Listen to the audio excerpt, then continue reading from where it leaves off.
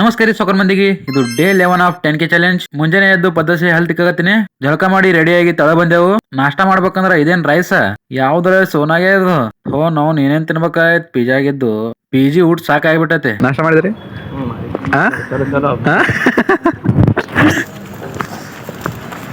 ನಾಷ್ಟ ಮಾಡ್ಲಾಗ ಹಂಗೆ ಹೊಂಟೇವು.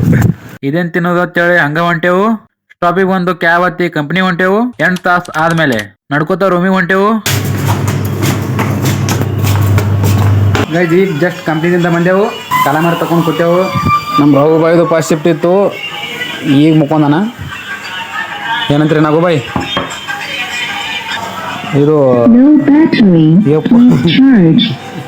ಇದು ಈಗ ಬಂದು ಬಿದ್ದೈತಿ, ಅಂದ್ರೆ ಚಾಲೋ ಐತಿ. ಯಾಕೆ ಬಂದು ಬಿದ್ದೈತಿ ಅಂದ್ರೆ ಇದು ಚಾರ್ಜಿಂಗ್ ಪಾಯಿಂಟ ಮುರ್ದಾರ ಯಾರ. ಚಾರ್ಜಿಂಗ್ ಹಾಕಕ್ಕೆ ಬರಲ್ಲ, ಇಟ ಬರೀ ಚಾಲು ಮಾಡೋದು ಬಂದ್ ಮಾಡೋದು ಇಟ ಆಗತೈತಿ.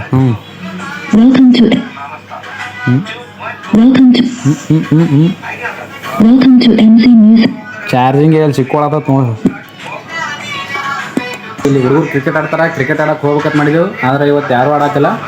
ನೋಡು ನಾಳೆ ಅದು ಆಡಾಕತ್ತಿದ್ರಂದ್ರೆ ತೋರಿಸ್ತೀನಿ ನಿಮಗೂ ಹೆಂಗೆ ಆಡ್ತಾರೆ ಇಲ್ಲಿ. ನಡ್ರಿ ಮುಂದಿನ ಬಾಗಿ ಸಿಗೋಣ ಅಂತ. ಮತ್ತೆ ಭೇಟಿಯಾಗೋಣ. ನಮಸ್ಕಾರ.